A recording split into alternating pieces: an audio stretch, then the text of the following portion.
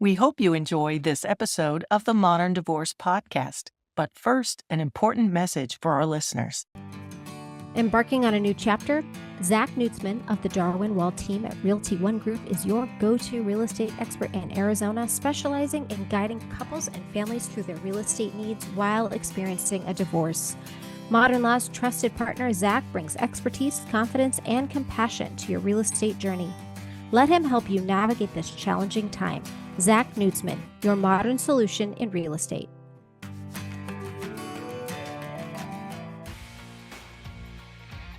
Hello and welcome to another episode of the Modern Divorce Podcast. I am your host, Billie Tarascio, joined by Lori and Dave Sims of NACHO Kids, NACHO Parenting, one of the only resources that I think exists for step parents navigating really blended and difficult roles outside of the one-to-one counselor. So I am so happy to have you both here on the show. Welcome. Thanks. Nice to be here. Thank you. So, Lori, Dave, tell us your story and your journey and what brought you to NACHO Kids. You leave this one up to me, don't you? Yeah. She tells it much better than I do. Well, before we got married, once we decided that we were getting serious, we decided to research blended families because we knew it wouldn't be easy. We knew there was a high failure rate. So we did research, met with counselors that we knew, tried to get ready for this. And we thought we were doing pretty good. Year two, it all went to crap. And when I say crap, I mean, we were on the verge of calling you, Billie, who represent one of us in a divorce because it was horrible. Everybody was miserable. I was actually so stressed out. They thought I had pancreatic cancer. That's my how gosh. much stress was getting to me. And long story short, we met with this counselor that we met with before we got married. And he kept telling me, Lori, they're not your kids. Thank God he knew I was hard-headed because he told me 832 times. And it kind of hurt my feelings. I'm like, I know they're not my kids, but I care about them. I want what's best for them. And he kept saying, they're not your kids. So when David and I left, I looked at David and I said, all he said to me is, they're not your kids. And we laughed. And that was the first time we had laughed. And I know 6 months, if not longer. Mhm. And it's like the clouds parted and the rays came down from heaven. I'm like, they're not my kids. I'm creating my own misery here. So from that point forward, we created what is now called the NACHO Kids NACHO Parenting Method. Let's back up. Okay. When the two of you met, how old were you? Oh, how old were we? We were already old. 15 years ago, so I was 35. Oh, now you wanna know how old I am now. That's just wrong. I can't do math. It's fine. Lawyers can't do math. So how old are you? I am 53 now. So you had been 38. Yeah, that sounds right. Okay. And so how old were your children and how long had each of you been divorced or separated from the other parent? Well, actually, the ages I gave you is when we got married. But when we got married, my son was 5. His triplets were 10. No, they were 9. Oh, wow. All right. Let me back up. My son was 4. His kids were 9. The triplets were 9, and the oldest had just turned 11. Oh my And gosh. we met a year and a half before that. Okay. So So 5 kids there. You've got a younger one, some middle kids, a kiddo in junior high. So that's hard anyway. mhm. And what were some of the struggles that you felt that led you to even want to go to counseling? It's probably easier to tell you what we didn't feel. Yeah, I mean, what led us to go to counseling was if something doesn't change, we're done. So, but everything that led up to that was a lot of doing things the wrong way, a lot of mistakes, a lot of improper expectations. A lot of following the research we had done. Yeah, I mean, Well, so the reason that I want to know these details is because the people that are listening, they're going through it. Mhm. And like, what is it? What's it supposed to look like? What were some of the things that were just going horribly wrong? Well, for instance, the stepkids, when they would come back from their moms, I would say, hey, how are you doing? Did you have a good day? They would ignore me. That made me mad. So then I would go to David and say, your kids are disrespectful. They're rude. They should speak when spoken to, blah, blah, blah. And so then I realized through this whole nacho process, I'm not talking to them. If they want to engage with me, I will engage with them. But otherwise, I'm not setting myself up for negative interaction with them. So I quit saying things when they came in. And believe it or not, it didn't take long before they started talking to me first. Another instance is supper. Oh my gosh. I would cook. They would say, "This looks like dog food. We're not eating this." Well, I don't like cooking in the first place. So it just made you mad, And anything and everything, I would tell them to brush their teeth. They wouldn't listen. They kind of things like that, things that my mama would have knocked you slam out for. Yeah. The problem that we had at a macro scale was that I felt like I was kind of plucking their mom out of the picture and I was putting Lori in their place. So now Lori gets to be mom and she gets to be my wife and all that. Oh. So that created a big problem because although the wife role was open to be, the mom role was not open to be filled. I have never heard that, and it could not be more true. Yes. This Yes. is what we see happen all the time is like, okay, you're the mom now, you're the dad now, and it's just a complete, it sets everybody up for failure. So, Yes. so do you think, Dave, that your um perception of what Lori's relationship should be with your kids set the kids up to dislike Lori? Yeah, it was me pushing something that was not going to work. And of course, I can look back on it and say that, but during the time, it was like, I should just do this more. I know it's not working, but just do it more. And it's like, Yeah. it's insanity. And because you come out of a blended, well, I came out of a nuclear family, and so I felt like I'm just doing the same thing. It's just with a different person. It didn't work. And everything that I would want to happen, I wanted to have dinner together. I wanted to do bedtime, prayers together. I wanted to do all this stuff. Happy family.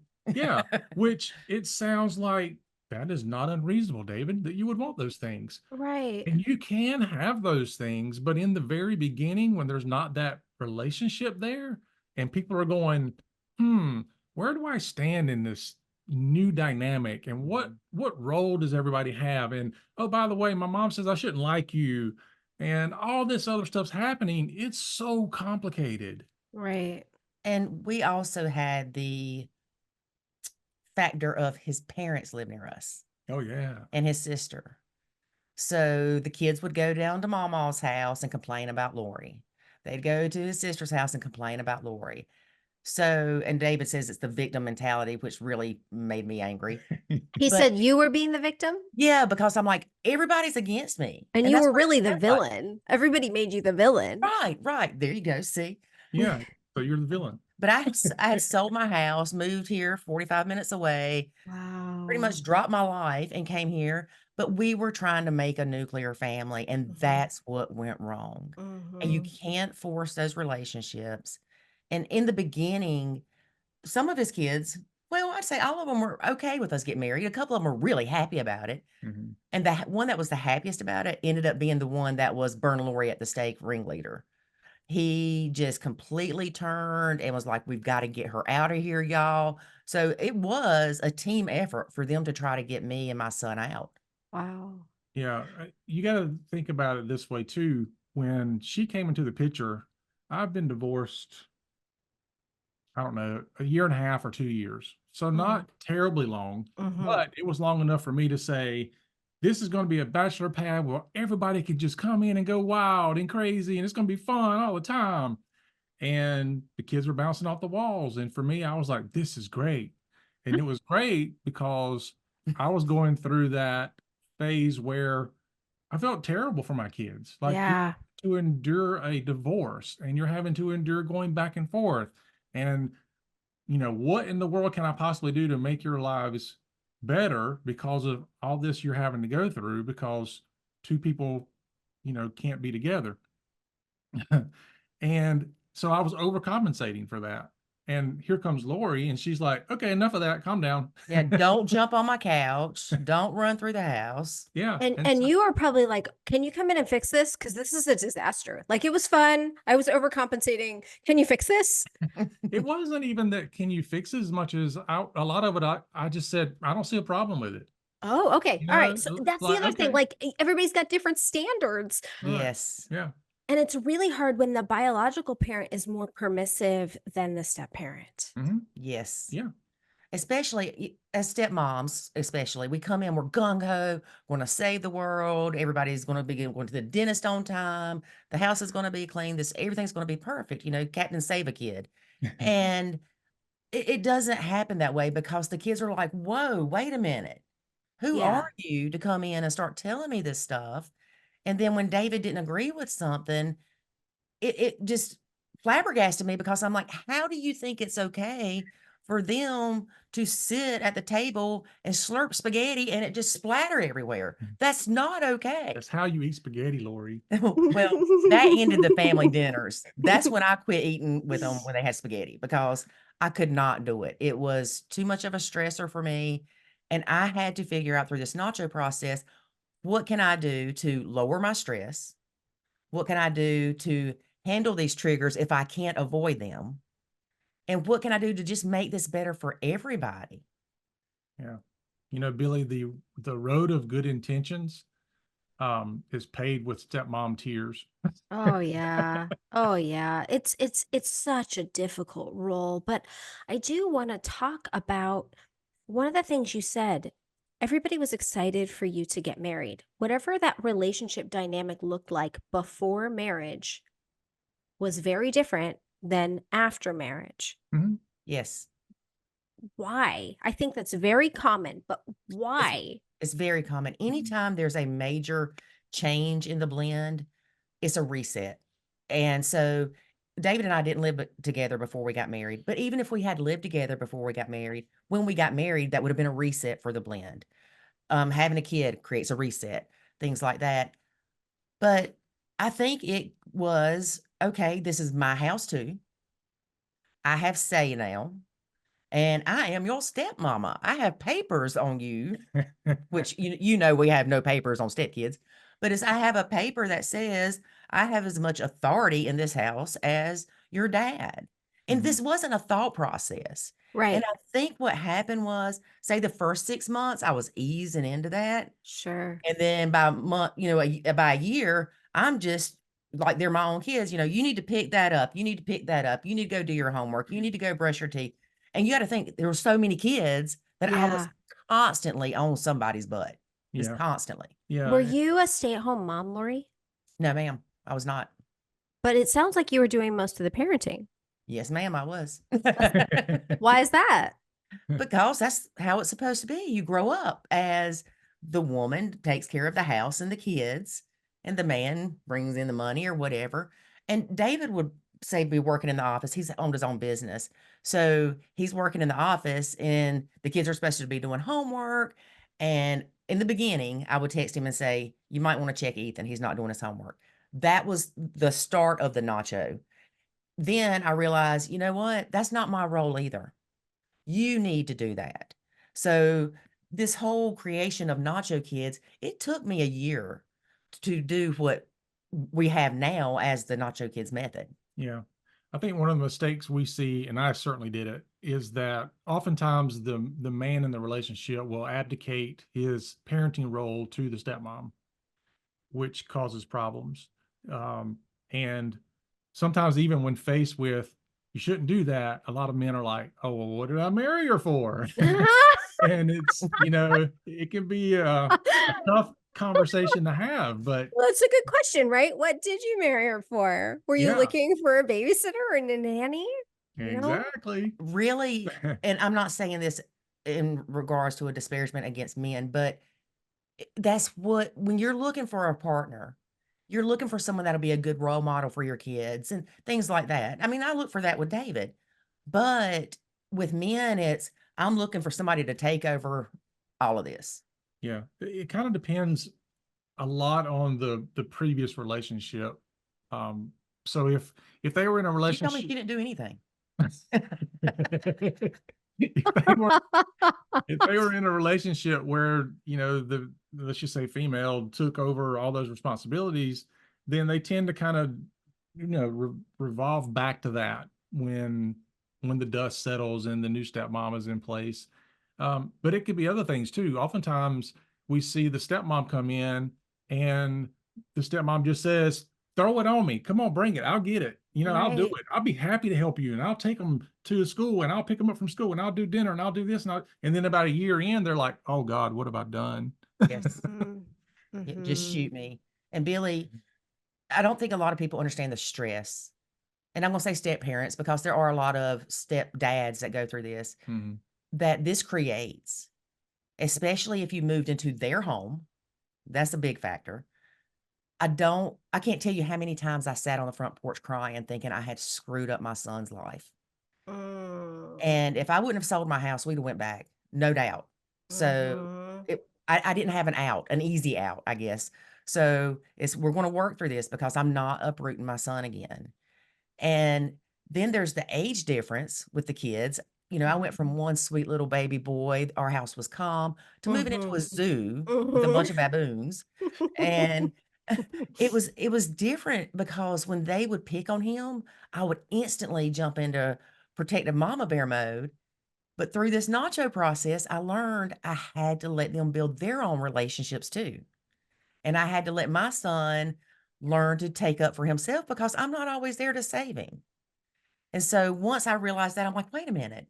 I remember sitting there one day and I'm like, wait a minute, my sisters and I fought. This is normal sibling type behavior, even though they're not full siblings.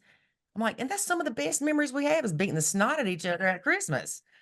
So I'm like, Lori, Yeah. just back up. Unless they're hurting him Right. or doing something to mentally abuse him, just let him handle it. And that helped a Mhm. lot too. Hey there, co-parents. It's Billie Tarascio with Modern Law, and let me tell you about our Family Wizard, our preferred co-parenting app. It's a game changer. I use it myself. With features like documented calls, secured messaging, shared calendars, and more, our Family Wizard makes co-parenting smoother than ever. Trust me, I've seen the difference that it can make. Join the over 1 million parents and family law professionals who trust our Family Wizard to make co-parenting easier. Ready to take some stress out of co-parenting? Head to ourfamilywizard.com/modern law. So, Dave, it sounds like you became the primary parent for your children. Mhm. Yeah, And initially, you talking about like right after the divorce? No, no, after you nacho. nachoed, when you Oh, figured out yes. how to nacho, Mhm. you took responsibility for the vast majority of your children's wants, needs, desires. It wasn't the vast majority. It was 100%. 100% of it. I did Really? 100. Yep. If I it did. was, if there was anything that I needed help with, then I turned to an alternative method. It did not involve Lori.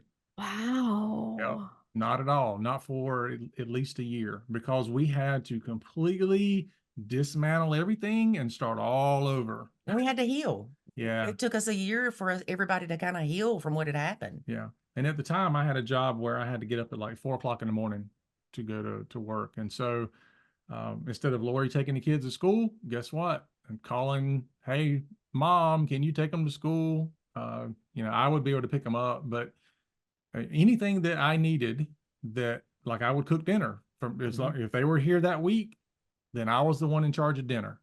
I did everything, not some of it. I did 100% of everything. Mm-hmm. Okay, I have to imagine that was very difficult on your marriage because one of the reasons you get married is to make your life easier. You Usually. would think so, The but it weight was of the world was lifted off so my shoulder. it was um it was okay. My options are let things go the way they were, which were Yeah. terrible, Yeah. or I had to pick up all the additional work of being a full-time dad. Which you were doing prior. Yeah. So it's like, okay, either way, it's hard and difficult. Which one do I want? I would much Yeah. rather have the hard and difficult. That doesn't mean my relationships are going down the tubes. Mhm. The maturity that needed to be there for you two to make this work is really high. And I think your story is so helpful because you're right. Second marriages fall apart, usually for this reason. But what you did, Dave, is you said, I'm going to be a single dad. And you, Lori, you said you are a single dad. I'm going to take care of my kids. You're going to take care of your kids. What did that do to your relationship with each other's children? To me, once I started nachoing with the kids, it was a slow process of re-engaging. And a lot of people think that nachoing is just ignoring your kid, the stepkids, and never having a relationship. That's not the case. Mhm. The goal is to re-engage and have healthy relationships in the blend. And I started noticing things. If I was watching a TV show, one of his kids would come in and watch it. So I'm like, okay, that's a chance that we can bond. And so I said, "Hey, I'm getting ready to watch Shark Tank, Branson. You want to come watch with me?" Sure. And so slowly but surely, we started building our own relationships. And before you knew it, David would text me and say, "The Ethans can't wait to tell you something when we get home." He would run in the door, "Lori, Lori." Mhm. And even now, the relationships I have with all four of his kids is different. But Ethan, for instance, when he's here, he hugs you every morning. He hugs you before he goes to bed. But I also my level of nachoing with him is not the same as it used to be, because I can tell him those things like, "Dude, you're messing up. You are making a bad decision." And I asked him one day, I said, "You understand that this is different than telling you to brush your teeth or whatever, because they're 24 now." And he said, "I know you love me. I know you." Yeah. And that's the difference. They have to know that this is coming from a place of love and not judgment or criticism. And the same thing about when you talk about your partner's kids. If I Mhm. say something to David about, "Man, Ethan's really screwing up," if it was before he knew I loved them and how much I cared about them, he'd have been like, "There you go, just bashing my kids all the time. I'm sick of it." Whereas now he's like, "Yeah, I know." Yeah, my relationship with her son, because he was 3 when I met him, it has always been a very different dynamic, and that's one thing to certainly consider when you're going into a blend is you're going to have a very different relationship if they're 3 versus 13 versus 23. Mhm. They're all different. So for me, it was a little easier in that regard. And I think too, because it was me and a boy, that was easier as well. If Yes. she had had, if I would have had a girl, especially, oh gosh, that could have been terrible. So Because the 5 boys. 5 yeah, boys. yeah, the hardest blend is typically between a young girl and the stepmom. Mhm. And so we fortunately didn't have that, but we see that a lot where that can be very difficult. So my relationship with my stepson has always been really good. Having said that, I also am very conscious and careful to not do anything that's going to make him feel awkward or have to make any kind of loyalty buying decisions. Like his dad's his dad, whether I like him or not like him, does none of that matters. I don't say anything about him to him. I don't put him in a position to where he has to choose between me or his stepdad on anything. Mira's dad. He's a Mira's stepdad. Yeah, yeah, me is, and I might as well be his dad. Yeah. And I don't, and also I try to make sure I'm really paying attention if I'm doing something for him that he doesn't kick into this, well, I wish my dad was the one doing this with me instead of you. Mhm. And that it backfires on me. So I really try to pay close attention to his what he's saying and what he's not saying sometimes, and his emotional state around things, just to make sure that I still have the relationship with him I think that I have. My son is, what many would call an old soul. Even when he was, in kindergarten, his teacher would say, "It's like talking to an 80-year-old man." Sure. So he was the easy boy. Yeah, and I remember one day, Jackson and I were driving out the driveway, and this was when things were really, really bad before, we started nachoing, and he said, "Mommy, are we moving?" And I said, "Baby, I Mm, don't know what's going on." mm. He said, "I think it's pretty sad that just because y'all had a fight, y'all were gonna get divorced. Why don't you talk things over?" And I'm like, "You're 5 or 6 at this point." But he's always been that way, and I'm like, "From the mouths of babes." And he's always been that way, and even when the brothers would say something to him that I could tell hurt his feelings, he'd say, "That's okay, they just don't understand." Yeah. Yeah. Well, lucky you.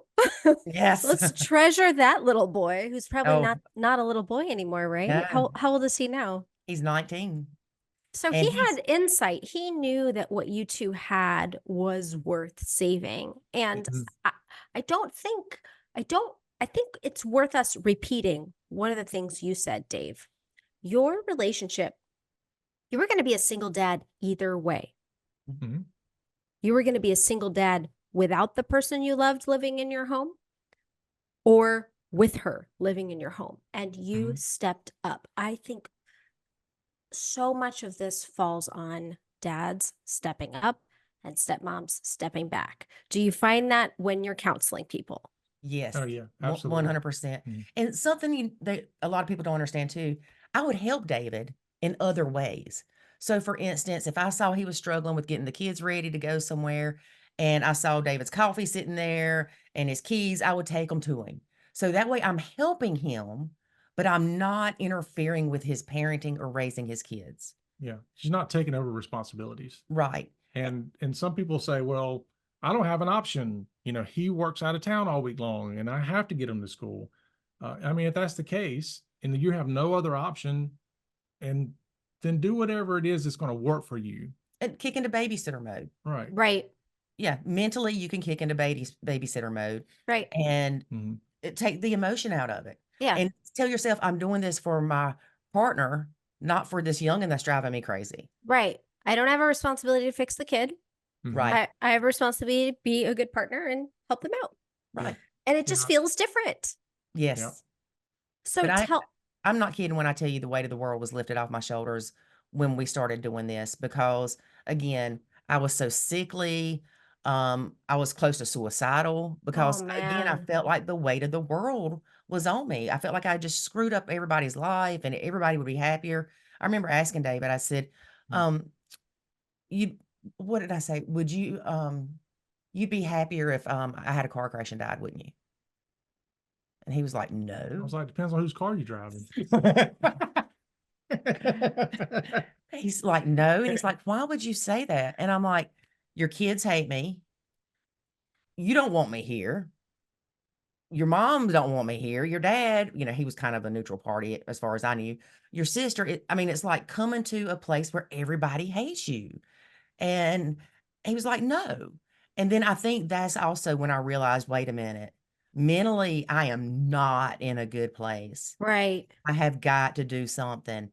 And that's when I called Mr. Butler. He's the one that we had met with. And I was like, "Mr. Butler," he's like, "I've been waiting for you to call." Hmm. I'm like, "It's bad." He said, "I know."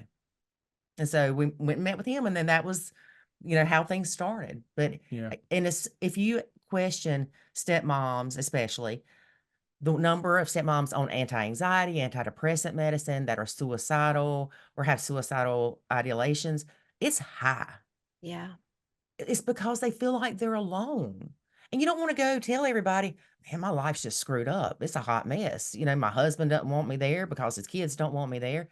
And we've got to make this more normal, Hmm. that people know that there's help out there. Yeah.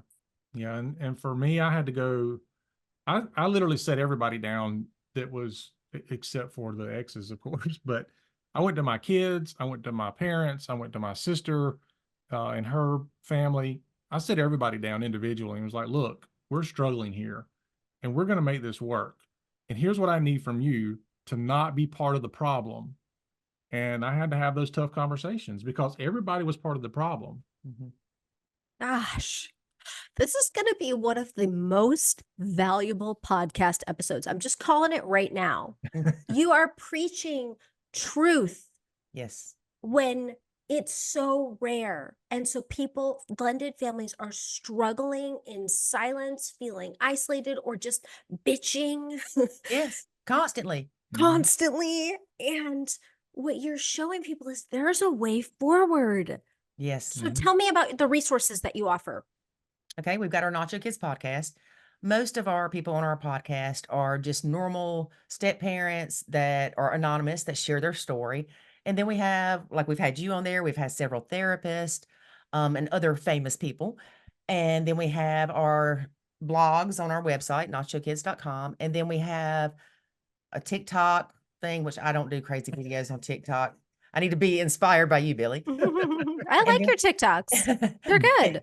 Thank you. And then we have the Nacho Kids Academy, and that is where we walk you through the Nacho Kids Boot Camp, which teaches you to nacho properly. Because if you don't do this right, you're going to make things worse. Yeah. You can't come in on Monday morning and tell your husband, I heard about this nacho stuff. You taking your own kids to school, you cooking for them and everything. He's going to be like, whoa, wait a minute. But it also, there's what, 20 plus courses in there. We've got the Nacho Boot Camp, the Change Your Stinking Thinking Boot Camp, which I love, and the Self-Care Challenge. But a lot of this, we realize after the fact, is self-development, Billy. It's Mhm. for one of the hardest things for me is when I had to come to the understanding that I was part of the problem. Mhm. And I was thinking to myself one day, I said, things were good before me. Things weren't so good after I came. It's obvious I'm part of the problem. And I could have taken that and been, woe is me. I suck. I'm a horrible person, blah, blah, blah. Or wait a minute, I can change that. And I'm telling you, this growth that we have experienced being in the blend, I have learned more in the last 15 years than I ever have in my entire life. And I feel so much wiser. And I've got the gray hair to prove it. But Yeah. Well, I I do would think that say, it takes an incredible amount of emotional maturity to achieve what the two of you have achieved. Yeah. Self-awareness, maturity, like just very impressive. Sorry, I would, Dave, go ahead. I was going to say, I would change what she said a little bit. Uh-oh. She wasn't part of the problem. It was what she was doing that was part of the problem. All she had to do was change what she was doing, and that was it. Like, I didn't need to change who she was as an individual. Certainly didn't need to kick her out and bring somebody else in, because I would have had the same problems, the same issues, if not worse, because if you don't solve the problems you're having, they don't go away. Mhm. So, I know that she says she was part of the problem, and she says that often, but it really was just a matter of what was she doing or not doing that was causing the issue. Not only that, but I had to look in the mirror too and say, what role am I playing here? Because I'm a fool if I think she's the only one that's causing issues. And so what role am I playing here? And so, yeah, to your point, lot of introspection, a lot of looking in the mirror, a lot of thought goes into asking those questions, because sometimes you don't like the answers you're getting, but that's part of the whole process. And one thing too is when I was in the middle of all this hurt, I didn't think about what the stepkids were going through. Mhm. Honestly, I didn't care what they were going through. I had moved, I was miserable, I was worried about my kid, all this stuff was going on. I was sick all the time. But then once we got out of that, I'm like, wait a minute. Those poor kids, they're moving back and forth once a week. They're going to mom's, being told this. They come here, they're told that. And in the beginning, David had his kids 11 out of 14 days, which is quite Mm. impressive for a man Mhm, to have that mhm. much time with his kids. But then when it changed is also when these problems seemed to get worse Mm. because it was no responsibility one place, Lori's demanding responsibility somewhere else. So when I backed off, it kind of leveled the field. Not that David let them get away with everything. He would still say brush your teeth and stuff like that. But um I don't think David was raised as strict as I was either. So you've got those two parenting differences, but you have to talk about that stuff. And we did not know to talk about this stuff. Yeah. And some of it's perception. Like, for example, Oh yeah. with me letting them bounce off the wall, when we got married, I could have said, okay, that's enough of that. We're not doing that anymore. But the kids would have been like, huh, what changed? Lori. Lori came into the picture, and now we can't do that. So Lori is the one that's causing these problems. I remember one time you told one of the kids something, and they said, we know this is coming from Lori. Yeah. They're not stupid. Mhm. So that's No. another thing is if you're going to have changes, like if your kid's on a sippy cup and it's going to fall where you're taking them off the sippy cup at the same time you're getting married and starting to blend, do it 6 months before you move in, because if not, it's going to be David's making me come off the sippy cup. That's how they're going to relate things. Yeah. So you've got the academy. Do you offer coaching? We do. Okay, It- tell me about that. Okay, in the academy, we do have 2 group coaching calls a month, but we also have private coaching. We do one-on-one and couples coaching. And you can find that at nachokids.com/coaching. Are there separate resources for stepdads or basically just dads versus moms? No, they're together. Well, I take that back. In the academy, David did a video for the men only. And of Mhm. course, it's like women don't watch. Well, you know what the women do. Well, First right. thing. But several men have watched it. Their wives or girlfriends have said, "Hey, watch this. It's for the men only." And then I get a message, "My husband hates your husband." Because you know why? Well, we Yeah. don't even have to tell Right. you. Right. Because they don't wanna take that responsibility. Right. But we've also seen where people go, "Oh, I see how this can work, and I see why." Mhm. And, so We had this one guy, he joined the academy a couple of months or so ago, and he gets on a call and he says, I have to tell you something. When I first heard about this nacho thing, I looked into it. My wife joined the academy. I watched that for the men's course. He said, I'll tell you one thing. If you would have asked me 2 weeks ago, I would have told you this is the biggest crock of crap I've ever heard in my life. He said, but I gave it a chance just to see what would happen. He said, I swear to you, this is the best thing in the world. He said, I am a converted believer. And it's amazing to hear those kind of things. Number one, because it's nice to see somebody not have snap judgments and then just leave things the way they are. At least the guy said, okay, I'll give it a chance. yeah, Let's see what happens. Because there's a lot of decisions that she and I made early on that were just like, hey, let's try this and let's circle back around in 30 days and see what happens. mhm. And sometimes it didn't take that long. Sometimes it was like, okay, that was a bad decision. Yeah, Sure. You know, but a lot of our process of coming up with what's called nacho parenting was really us just trying to figure out what the heck works, Mhm. because nothing else we were doing was working. yeah. And doing the complete opposite of what we had read is what worked. Yeah. So what did you read? Basically act like a nuclear family? Yeah, Yeah. yeah, everything was love the kids as your own. Mhm. I don't love them as my own. And a lot of stepmoms, I'll see them in the Facebook groups, and they're like, "Oh, if you don't love them as your own, you might as well leave. You're hurting those kids." I'm telling you, if you say you love them as your own, you're probably lying, Right. because they're yours. Your baby is your baby. I love David's kids immensely, but it's not the same as I love my own. Yeah. Right. We even asked the kids at one point, and they were older, Yeah, but I said, they were teenagers. yeah, I said, if I would have made this comment that I love Jackson just like I love you guys, they all looked at me like, what?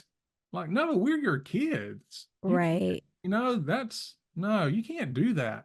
And so when you're saying things like, I love my stepkid just like I love my biological kids, not everybody's going to look at that and go, I'm okay with that.